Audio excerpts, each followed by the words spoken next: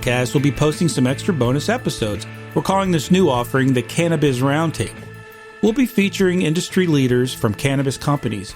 We'll interview movers and shakers from multi-million-dollar canna corporations, entrepreneurs representing emerging startups, and talking heads familiar with investing, banking, manufacturing, and really all aspects of the newly emerging cannabis economy.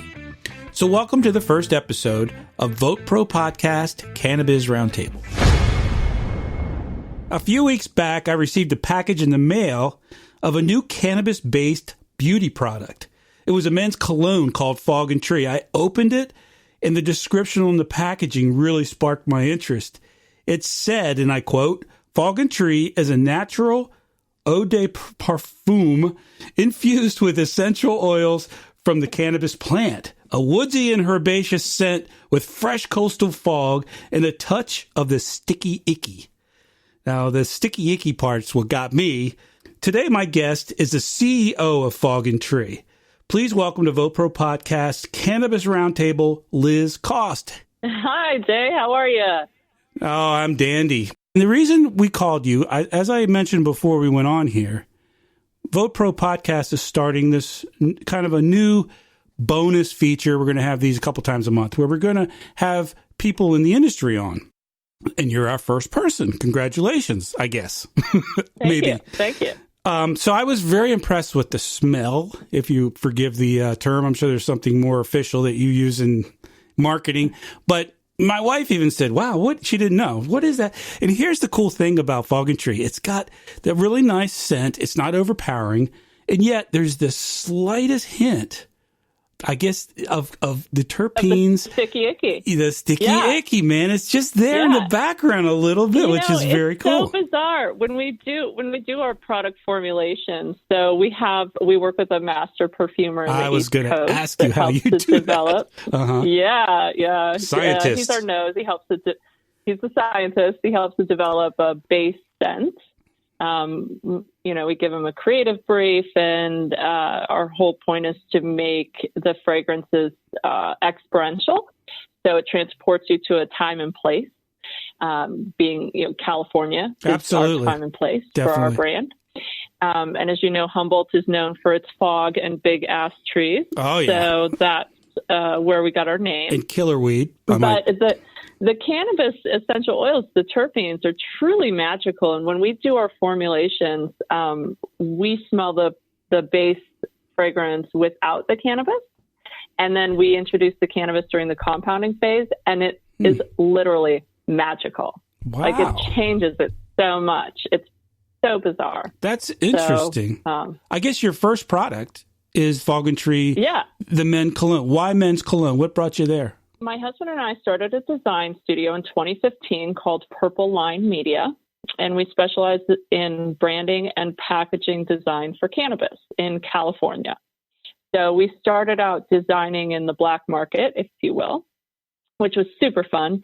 And then the gray, and now it's legal and kind of legal, and who knows. But they're voting on it this week, Congress, to federally legalize it. So exciting stuff. But so we've been doing it for other people for so long. Last year we said, why don't we just launch a product of our own?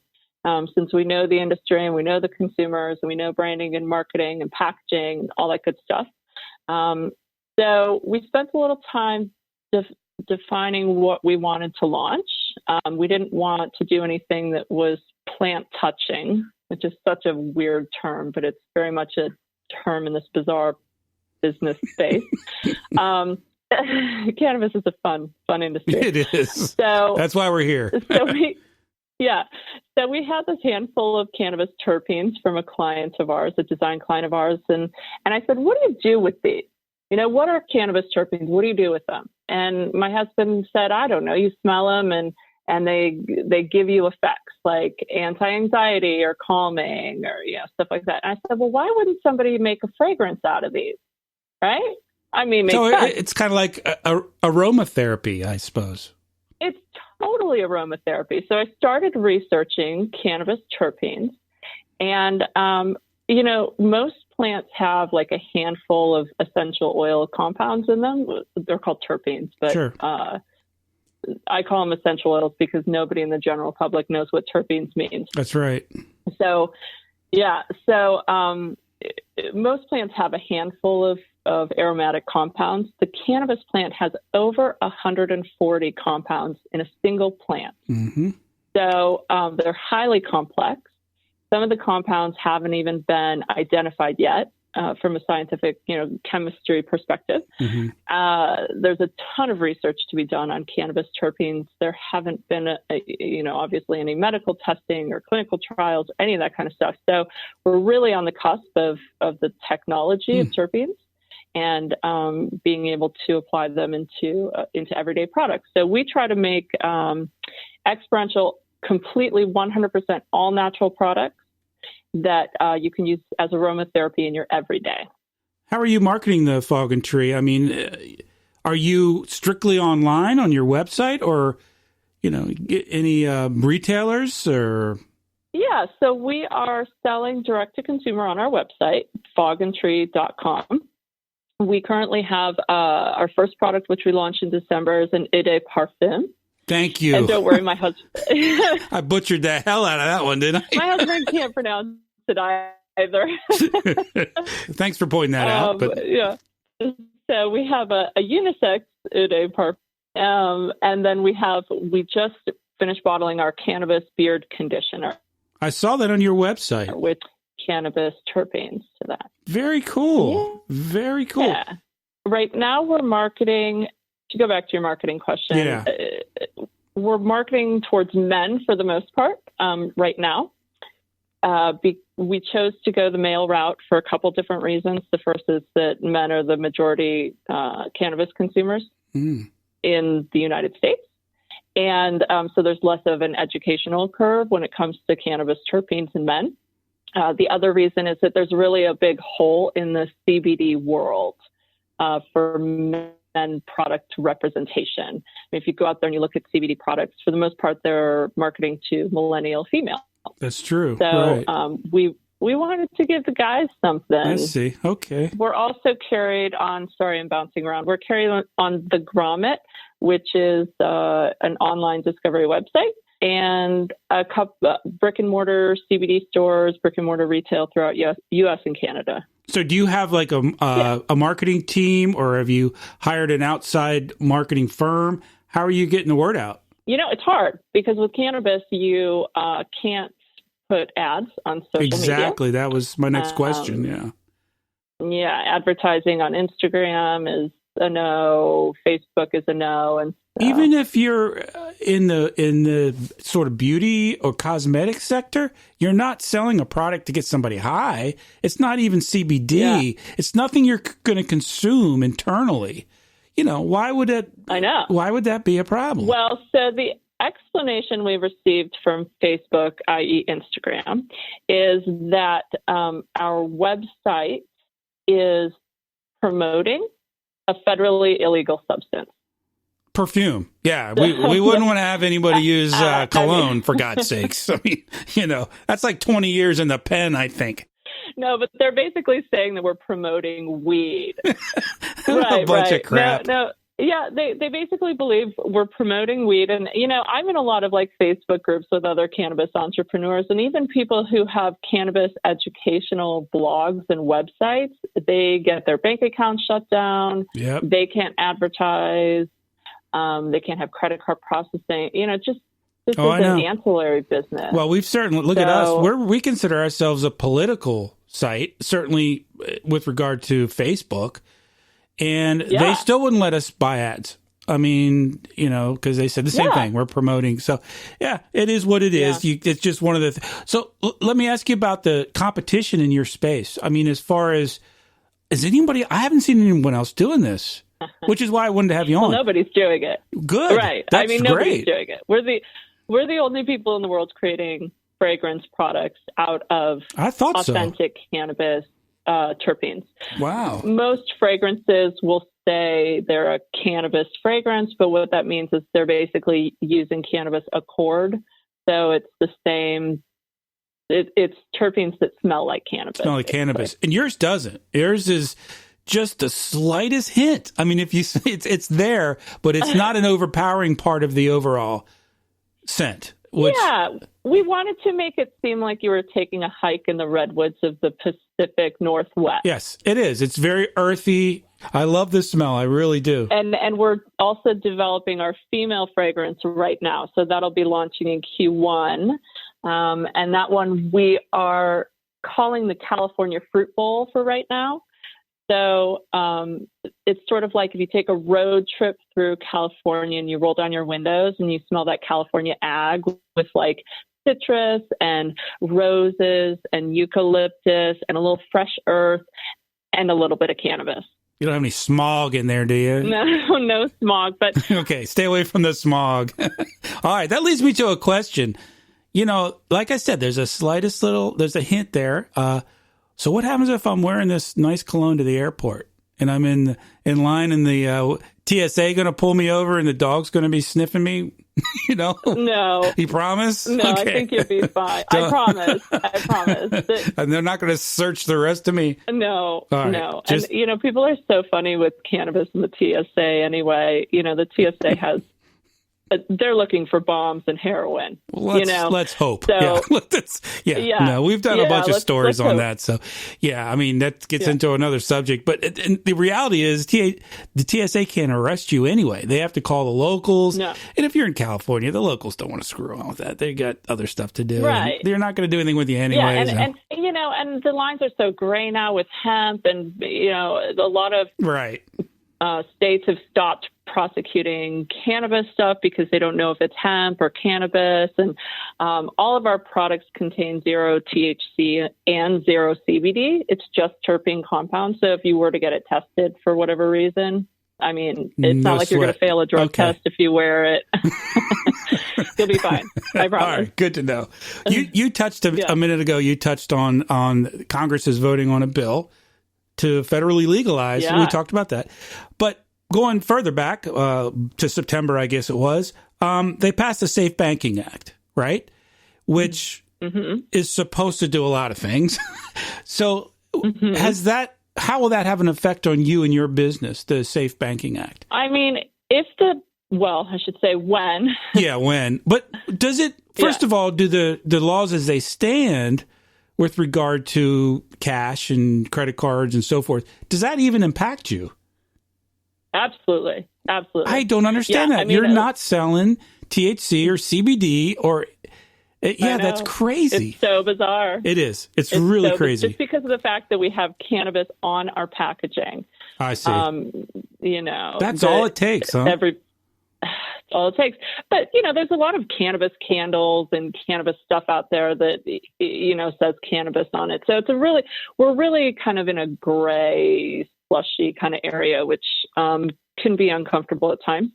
But we have the same heartaches as everybody else in the CBD category.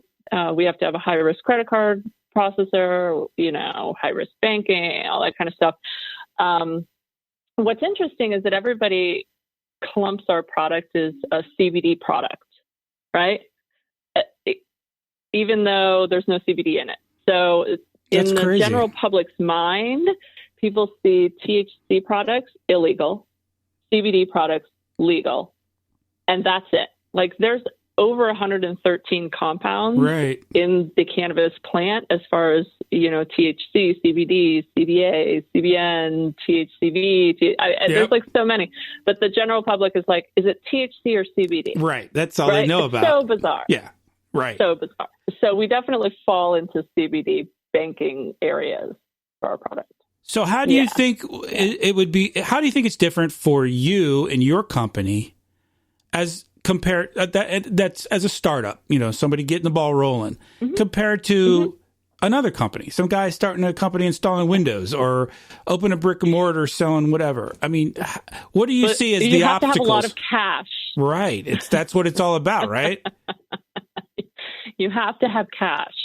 You know, starting a brand in general, a consumer brand, is very expensive, right? I mean, when you start up, you have to buy inventory, you got to do your branding and packaging, your marketing, your website, all that kind of stuff. Most startups have things like lines of credit small business loans like SBA loans, stuff like that. We can't qualify for any of that kind of stuff. So it's all been cash so far, which is it's painful and it makes for very slow growth. I would imagine. If you're going to play in the space, my suggestion is you have an investor or you have some cash, because that's kind of what you need. Well, that gets to the point until the banking passes. Until it passes. A lot of people complain in the industry about the big guys coming in and taking everything over because they can, because they have the money, they have the capital. Yeah. You know? I think if the banking passes, if the Banking Act passes, it is going to rapidly change the landscape of cannabis, period. Like in America, even globally. Overnight. I mean, it's just going to overnight. Yeah. Yeah. I mean, there are a lot of people waiting in the wings right now. You know, you think of big brands like Nabisco and Kellogg's and Unilever and your Walmart, Pepsi, and CVS. I mean, everybody's kind of waiting. But the moment that the banking becomes legal, not so much federal legalization, it's all about the banking. It's all about the money. And, you know, it's all about the money, baby. It's all about the Benjamins. It really is.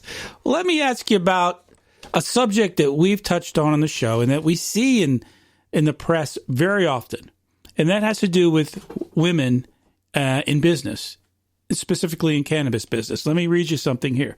According to a survey conducted in August of this year by Marijuana Business Daily, women are holding executive positions that account for more than 1/3 of all such positions in cannabis. That's a lot better than the national average of 20% for women in executive positions for all industries combined. So to what do you attribute that? Why are so many women becoming business owners, entrepreneurs, startups in this industry? Well, I think there's a couple reasons. You know, the first is that women are natural born healers, right? Nurses, fixers. You know, as women, I think that we're attracted towards alternative health methods. You know, we do a lot more self-care. We worry a lot more about what we put on our skin and what we put in our bodies than men do, just in general. And so I think the industry is attractive to a lot of women because of that. So the other thing is, you know, the industry was born on the backbones of family, right? So all your growers, essentially, those are family farms. Those are moms and dads and kids and family farms. And so when the farms started coming out of the black market, a lot of our initial design customers for Purple Line Media were families. And it was husbands and wives, you know, family businesses. And I think, you know, naturally the men kind of do the farming thing and the women kind of do the organizing stuff. Right. So the women were put into roles of marketing and CEOs and brand developers and stuff because we just do that. That's interesting. What a take. I've never heard that take. That makes a lot of sense. Yeah. And I love it. And it's awesome. I'm a little saddened by the fact that this trend is probably not going to continue. I mean, when you look at the larger corporations in California that manage the cannabis portfolio brands. I mean, the big guys, right? You're thinking MedMens and your Group of Floor and your MedMens and stuff like that. I mean, quite honestly, it's all, I hate to say it, white men. White men. It is, absolutely. Yeah. And it's because that's where the money is, right? Like they have the money, they have the investors, they know how to raise capital, all that kind of stuff. So I think there's been quite a few extinction events in California. This year is another year for extinctions.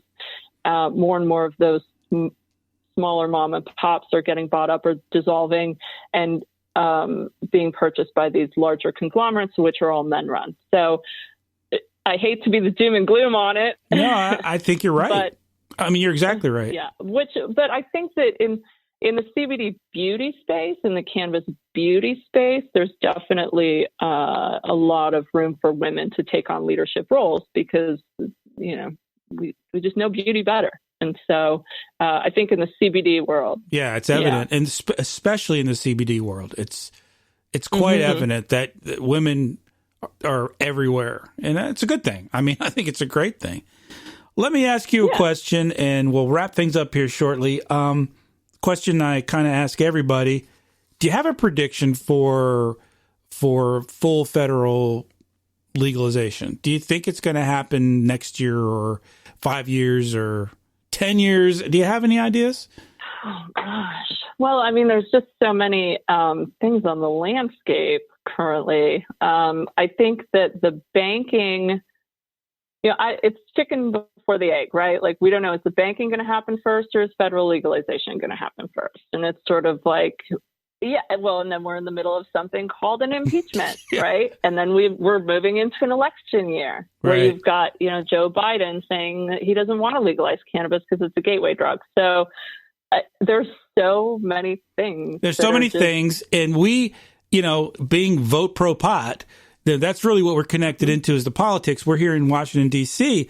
So that is a big question for us, too, is how is all of this, the cannabis story, going to impact the 2020 election?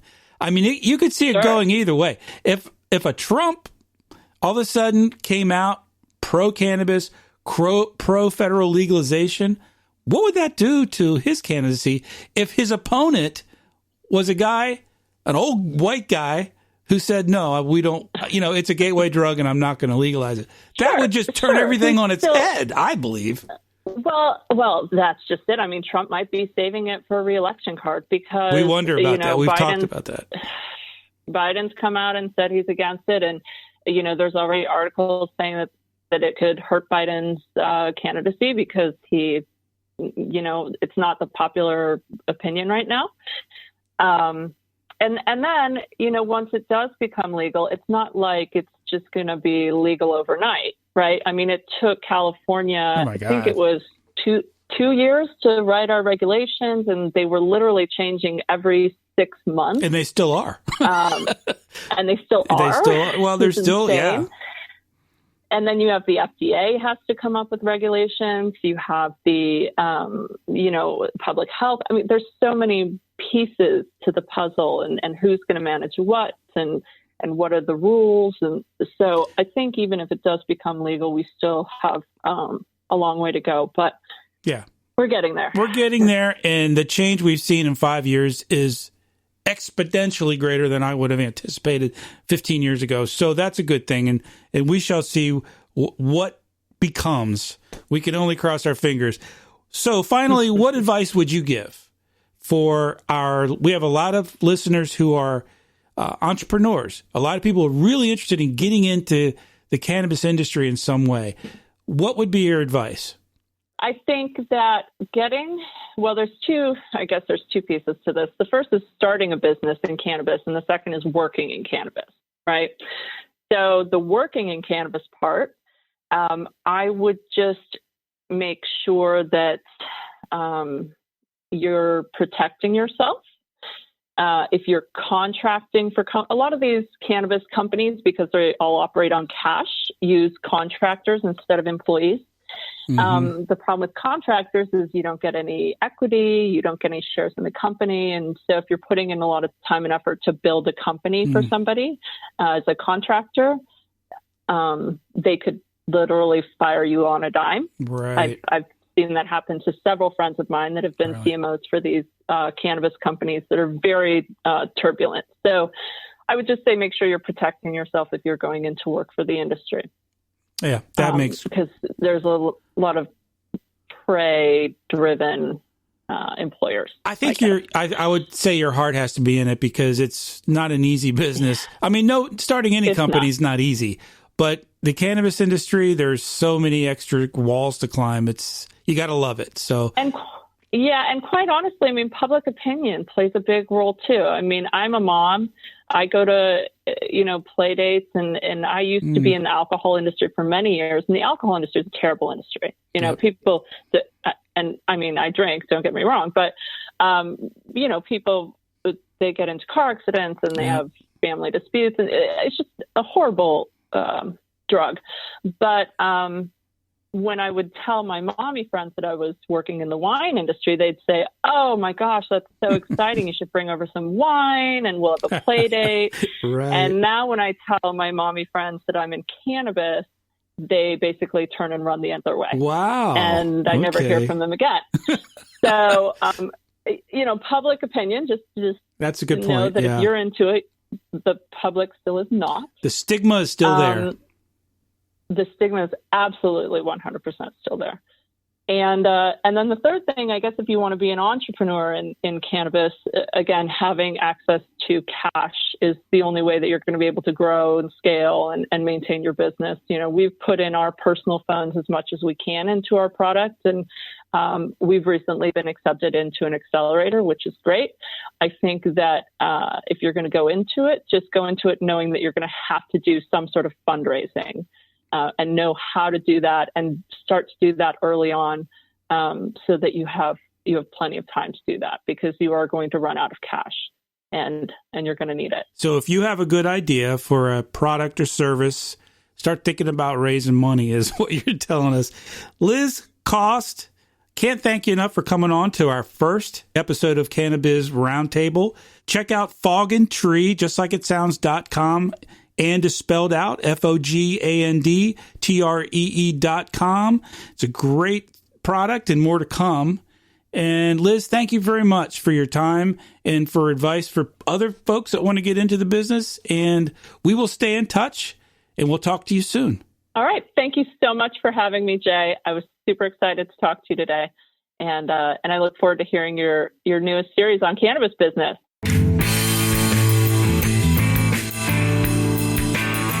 Thank you for joining us for VoteProPot-Cast. If you enjoy the show, we'd love to hear from you. Send us your thoughts at VoteProPot.com/contact or send us an email at podcast@VoteProPot.com, and please give us a 5-star rating on Apple Podcasts. If you'd like to be part of the show, call our message line at 240-257-2441. Tell your friends about us and be sure to like, follow and share us on social media.